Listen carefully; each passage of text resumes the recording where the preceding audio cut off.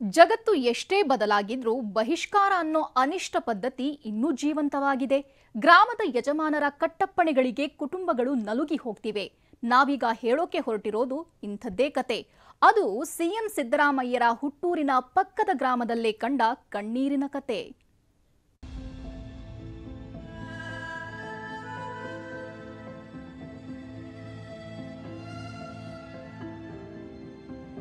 ವರ್ಷಗಳೇ ಉರುಳಿ ಹೋದ್ವು. ಮಾತನಾಡೋಕೆ ದಿಕ್ಕಿಲ್ಲ, ಕಷ್ಟ ಸುಖ ಕೇಳೋರಿಲ್ಲ. ಊರೇ ಇವರಿಗೆ ಜೈಲಿನಂತಾಗ್ಬಿಟ್ಟಿದೆ. ಹೌದು, ಕಣ್ಣೀರು ಹಾಕ್ತಿರೋ ಈಕೆ ಮಹದೇವಮ್ಮ. ಈಕೆಯ ಮಗ ಸುರೇಶ್. ಡಿಜಿಟಲ್ ಜಮಾನದಲ್ಲೂ ಇವರು ಸಾಮಾಜಿಕ ಬಹಿಷ್ಕಾರವೆಂಬ ಪಿಡುಗಿಗೆ ನಲುಗಿ ಹೋಗಿದ್ದಾರೆ. ವಿಷಯ ಏನಂದ್ರೆ, 4 ವರ್ಷಗಳ ಹಿಂದೆ ಈ ಸುರೇಶ್ಗೆ ರಂಗನಾಥಪುರದ ಪ್ರಮೋದ್ ಎಂಬಾತನ ಜತೆಗೆ ಗಲಾಟೆಯಾಗಿತ್ತು. ಆ ಜಗಳ ಪಂಚಾಯಿತಿ ಕಟ್ಟೆಯನ್ನು ಏರಿತ್ತು. ಆಗ ಗ್ರಾಮದ ಚಿಕ್ಕಂಡಯ್ಯ, ಬಸವಯ್ಯ, ಮಹದೇವ್, ಮೋಟ ಮಹದೇವಯ್ಯ ಹಾಗೂ ಬೊಮ್ಮಾಯಿ ವಿಚಾರಣೆ ನಡೆಸಿದ್ರು.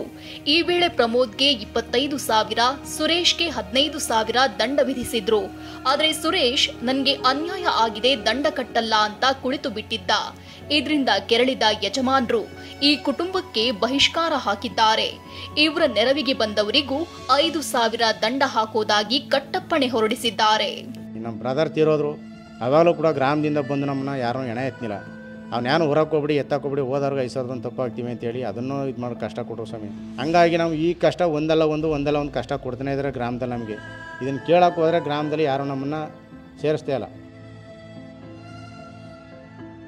ಬಹಿಷ್ಕಾರ ಹಾಕಿದಾಗಿನಿಂದ ಗ್ರಾಮದ ಯಾರೊಬ್ಬರೂ ಇವರೊಟ್ಟಿಗೆ ಮಾತನಾಡ್ತಿಲ್ಲ, ಯಾವ ನೆರವನ್ನು ನೀಡ್ತಿಲ್ಲ, ಯಾವ ಕಾರ್ಯಕ್ಕೂ ಕೈ ಜೋಡಿಸ್ತಿಲ್ಲ. ಈ ಬಗ್ಗೆ ಸಿಎಂ ಸಿದ್ದರಾಮಯ್ಯರ ಪುತ್ರ ಯತೀಂದ್ರರಿಗೂ ಸುರೇಶ್ ಮನವಿ ಮಾಡಿದ್ರಂತೆ. ಆದ್ರೆ ಅವರು ಬರೀ ಬಾಯಿ ಮಾತಲ್ಲಿ ಭರವಸೆ ಕೊಟ್ಟು ಕಳಿಸಿದ್ರಂತೆ. ಯತೀಂದ್ರ ಅವ್ರಿಗೆ ಗ್ರಾಮಕ್ಕೆ, ನಮ್ಮ ಶ್ರೀನಿವಾಸಪುರ ಗ್ರಾಮಕ್ಕೆ ಬಂದಾಗ ಒಂದು ಲೆಟರೆಲ್ಲ ಬರೆದು ಕೊಟ್ಟಿದ್ದೀನಿ ಸ್ವಾಮಿ. ಕೇಳ್ತೀನಿ ಬಿಡ ಅನ್ಕೊ ಹೊಂಟಾರು ಸ್ವಾಮಿ.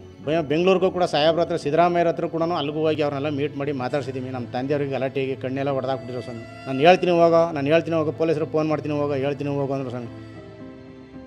ಇನ್ನು ಸುರೇಶ್ ತಾಯಿ ಬಹಿಷ್ಕಾರದ ಭೀಕರತೆಗೆ ನಲುಗಿ ಹೋಗಿದ್ದಾರೆ. ನಾವೇನ್ ಇರೋದಾ ಇಲ್ಲ ಸಾಯೋದಾ ಅಂತ ಕಣ್ಣೀರಿಟ್ಟಿದ್ದಾರೆ. ಮಾತಾಡಲ್ಲ ಅಂದ್ರೆ ಇರ್ಬೇಕಾ ಸಾಯ್ಬೇಕು ಅನ್ಸುತ್ತೆ. ಎಲ್ಲ ನೋಡ್ಕೊಂಡು ನೆಗೋದು, ಆಡ್ಕೊಂಡು ಅವ್ರ ಮನೆ ಹತ್ರಕ್ಕೆ ಯಾರು ಹೋಗಲ್ಲ. ಅವ್ರ ಬೇವರ್ಸಿಗಳು, ಬಿಕ್ನಸಿಗಳು ಕುಂತಾರ. ಅವ್ರಿಗೆ ಹಂಗೆ ಆಗಲಿ ಅಂತ ಅನ್ಕೋತಾರ ಸ್ವಾಮಿ.